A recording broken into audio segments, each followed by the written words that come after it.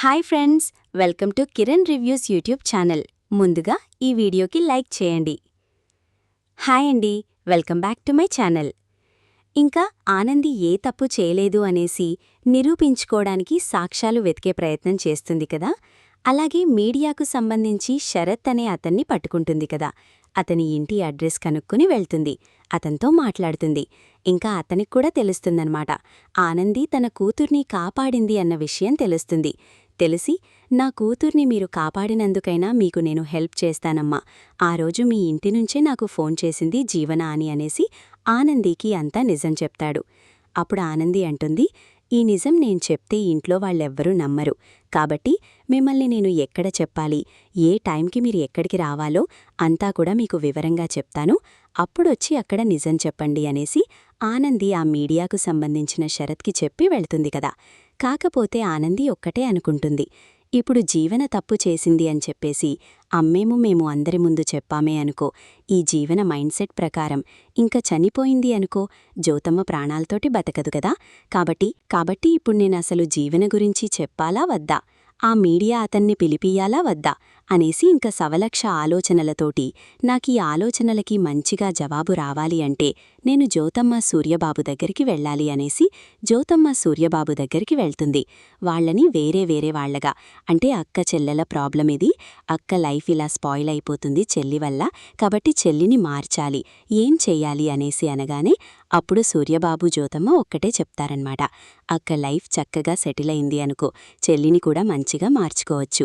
ఇన్ని రోజులని అక్క లైఫ్ బాగుపడకుండా అలా బాధపడుతూ ఉంటుంది, కాబట్టి ఇప్పటికైనా సరే జరిగినవన్నీ నిజాలు చెప్పేసేయండి, తనని ఆ చెల్లిని మార్చే ప్రయత్నం ఇంట్లో వాళ్లందరూ కలిసి చెయ్యండి అని చెప్పేసి జ్యోతమ్మ సూర్యబాబు చెప్తారు కదా. ఇంకా అప్పుడే ఆనంది అనుకుంటుంది, ఏదైతే అదయింది, ఇంకా మీడియా అతన్ని పిలిపించి అత్తయ్యగారు మావయ్యగారి ముందు అందరికీ నిజం చెప్పిపిస్తాను, నేను అత్తయ్యగారి దగ్గరికి వెళ్ళిపోతాను, అత్తయ్యగారే నన్ను ఆ ఇంటి కోడలుగా తీసుకొని వెళ్తారు అనేసి చాలా సంతోషపడుతుంది. ఆదిత్యగారికి ఫోన్ చేస్తుందన్నమాట. ఆదిత్య ఏదో వర్క్ చేసుకోబోతూ ఫోన్ రింగ్ అవుతుందని చూసి, ఏంటి ఆనంది ఫోన్ చేస్తుంది అనేసి ఫోన్ చేసి, చెప్పు ఆనంది అనేసి అనగానే, నేను ఆ మీడియా శరత్ని కలిశానండి, అతను అంతా నిజం చెప్పేస్తాను అన్నాడు. అనగానే ఆదిత్య ఒక్కసారిగా, అవునా, ఇంతకీ ఎవరంట మన ఇంటి దగ్గర నుంచి ఫోన్ చేసింది అనేసి అడగ్గానే, ఇంకెవరు, జీవన నేనండి అనేసి ఆదిత్యకి ఆనంది అన్ని విషయాలు చెప్పేస్తుందన్నమాట. ఇంకా ఆదిత్యకి చాలా కోపమొస్తుంది, ఏంటి జీవన ఇలాంటి పనులు చేస్తుంది, అయినా కూడా బ్రతుకులతోటి ఆడుకుంటుందేంటి, తనకి ఇంకేం పనిలేదా, అసలా జీవన నిజమైన జీవన కాదు అని చెప్పి తెలిసినా కూడా తను అంతా ఓవర్ చేస్తుంది, ఆనందీ కదా జ్యోతిగారు సూర్యగారి నిజమైన కూతురు, అయినా కూడా ఆనందీనెలా ఉంటుంది, ఈ జీవన ఎలా ఉంటుంది అని చెప్పేసి ఆదిత్యకి కోపమొచ్చి, ఆనంది ఇప్పుడు నువ్వు నిజం చెప్పాలనుకున్నా సరే మా అమ్మ మా నాన్న లేరు అని చెప్పేసి అనగాని, అత్తయ్యగారు మావయ్యగారు లేరా, ఎక్కడికి వెళ్లారండి అనేసి అడుగుతుందన్నమాట.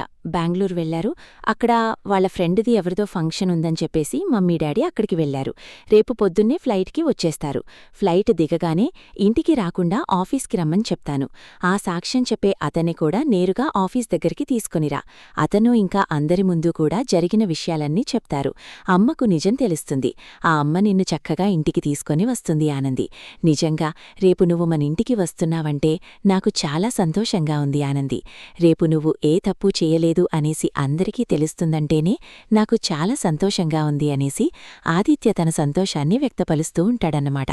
ఇంకా ఆనంది కూడా రేపు శరత్ గారితో నిజం చెప్పించి ఎలాగైనా నేను అత్తయ్యగారితో పాటు ఇంటికి వెళ్ళాలి అనేసి ఆనంది కూడా చాలా చాలా సంతోషపడిపోతూ ఉంటుంది. అప్పుడే జ్యోతి సూర్యబాబు అడుగుతూ ఉంటాడన్నమాట, ఆనంది నువ్వేదో సాక్ష్యాల కోసం వెతుకుతున్నావు కదా, ఆ సాక్ష్యాలు దొరకాయా అనేసి అనగానే, వాటి గురించి నిజం చెప్పే ప్రయత్నం చేస్తున్నాను జ్యోతమ్మ, ఇంకా త్వరలోనే నేను మా అత్తగారింటికి వెళ్ళిపోతాను, ఆదిత్యగారు నేను సంతోషంగా ఉంటాను అనేసి ఆనంది జ్యోతమ్మకి సూర్యబాబుకి చాలా చాలా సంతోషంగా చెప్తూ ఉంటుంది. ఇంకా అలాగే శరత్ గారికి కూడా ఫోన్ చేస్తుందన్నమాట. శరత్ గారు వెంటనే, ఆనంది మేడం, చెప్పండి మేడం, ఎప్పుడు రావాలి, ఎక్కడికి రావాలి అనగానే, మీరు నిజం చెప్పాల్సిన టైం దగ్గరికొచ్చింది, రేపు ఫలానా టైంకి మా ఆఫీస్ దగ్గరికి రండి అనేసి ఆనంది ఆ శరత్ గారికి కూడా చెప్తుందన్నమాట. ఇంకా ఇంకా ఆనంది ఎప్పుడెప్పుడు తెల్లారుతుందా, ఆఫీస్కి శరత్ గారిని తీసుకుని వెళ్ళి వాళ్ళ అత్తయ్య మామయ్య ముందు నిజం చెప్పియాలా అనేసి ఆనంది హ్యాపీగా ఫీలైపోతూ ఉంటుంది.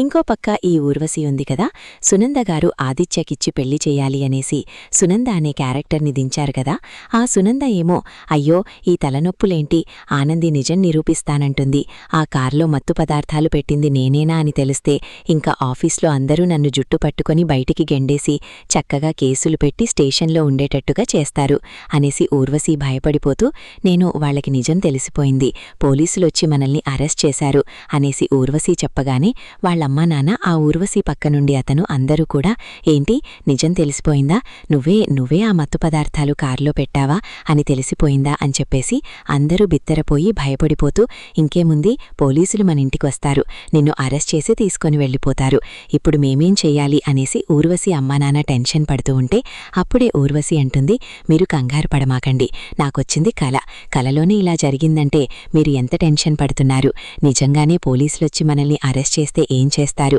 అని చెప్పేసి ఆ ఊర్వశి అంటూ ఉంటే ఆ ఊర్వశి పక్క నుండి అతను అంటూ ఉంటాడనమాట, అక్క మనం దొంగతనాలు చేసుకునేటప్పుడే హ్యాపీగా ఉండేవాళ్ళం, దొంగతనం చేశామా, హ్యాపీగా డబ్బులు ఖర్చు పెట్టుకున్నామా, ప్రశాంతంగా ఉన్నామా, ఇంతవరకు ఉండేది, ఇప్పుడు చూడు మనమేదో కోటీశ్వరాళ్ళు అవ్వాలని చెప్పి ఆశపడి మనం ప్రశాంతతను కోల్పోయాం, అసలు హ్యాపీగా ఉండటానికే లేకుండా పోయింది, ఎప్పుడు చూసినా ఏం జరుగుతుందో ఏంటో అని టెన్షన్తో భయపడుతూ బతుకుతున్నామక్క అనేసి అనగానే ఊర్వశి కూడా అవునురా బాబూ, ఆ దొంగతనాలు చేసుకునేటప్పుడే హ్యాపీగా ఉండేవాళ్లం, ఇప్పుడు చూడు అసలు నిద్ర రావట్లేదు, తిండి తినాలన్నా దిగట్లేదు అని చెప్పేసి ఊర్వశి బాధపడిపోతూ ఉంటే అప్పుడే ఊర్వశి వాళ్ళమ్మ అంటూ ఉంటుంది, ఏం చేద్దాం, కోటీశ్వరుల ఇంటికి కూడలైతే ఇంకా హ్యాపీగా సెటిల్ అయిపోవచ్చు, మన అప్పులన్నీ తీరిపోయి మనం ప్రశాంతంగా ఉండొచ్చనుకున్నాం కానీ ఇలాంటి రిస్క్లో పడతామని అనుకోలేదు కదా తల్లి అనేసి అక్కడంతా మాట్లాడుకుంటూ ఉంటారు.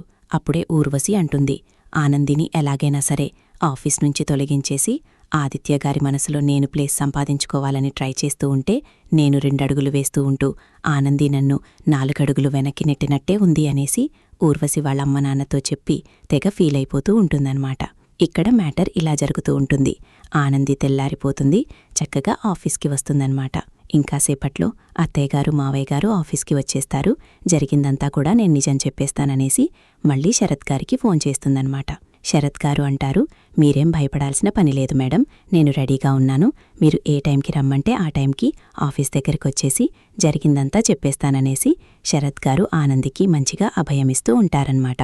ఇంకా ఆనంది కూడా హ్యాపీగా ఇంకా శరత్ గారు వస్తారు, జరిగిందన్నీ కూడా అత్తయ్యగారికి చెప్పేస్తారు, నేను ఏ తప్పు చేయలేదని నిరూపించుకుంటూ ఇంకా ఆదిత్య గారు అత్తయ్య నన్నింకా ఇంటికి తీసుకొని వెళ్తారు, అందరూ సంతోషపడతారు అనేసి తెగ మురిసిపోతూ ఉంటుంది.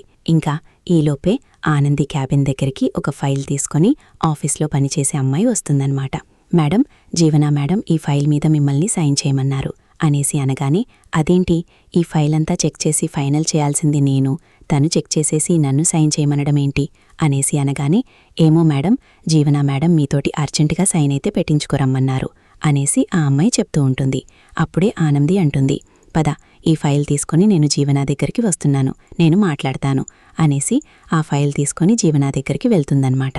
ఏంటి జీవనా నువ్వు చేసేది, ఈ ఫైల్ అంతా కూడా చూడాల్సింది నేను కదా, మరి నువ్వు ఫైనల్ చేసేసి నన్ను సైన్ చేయమనడమేంటి, నీకు మైండ్ పనిచేస్తుందా పనిచేయట్లేదా అనేసి జీవనాని ఆనంది అరుస్తూ ఉంటుంది. అప్పుడే జీవన అంటుందన్నమాట, ఎక్స్పెక్ట్ చేశా, నువ్వు సైన్ చేయమని ఎక్స్పెక్ట్ చేశా, నువ్వు నా దగ్గరికి వస్తావని చేశాను, ఇంక నీకు అత్తయ్యగారు 4 రోజులు టైం ఇచ్చారు కదా, ఈ రోజుతోటి 4 రోజులు, ఎందుకంటే నేను ప్రాణాలతోటి ఉండను కదా, నేను కన్ఫామ్గా సూసైడ్ చేసుకుని చచ్చిపోతాను అని అంటే, ఆ తర్వాత మీ అమ్మ కూడా కూతురు చచ్చిపోయిందంటే ఏ తల్లి కూడా ప్రాణాలతోటి బతకలేదు కదా, కాబట్టి మీ జ్యోతమ్మ కూడా చనిపోతుంది, ఇదంతా జరిగిన తర్వాత నువ్వు ఎలా సంతోషంగా ఉండగలుగుతావో ఒక్కసారి ఆలోచించు అని చెప్పేసి ఆనంది మనసుని మార్చడానికి ట్రై చేస్తూ ఉంటుంది జీవన.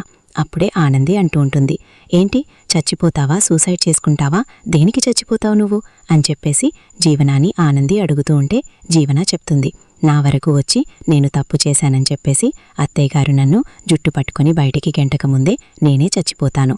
ఆనంది, అప్పుడు ఎటువంటి సాక్ష్యాలు ఉండవు, ఎవరూ బాధపడాల్సిన ఉండదు, ఎందుకంటే నేను ప్రాణాల్తోటి ఉండను కదా, నేను కన్ఫామ్గా సూసైడ్ చేసుకుని చచ్చిపోతాను అని అంది.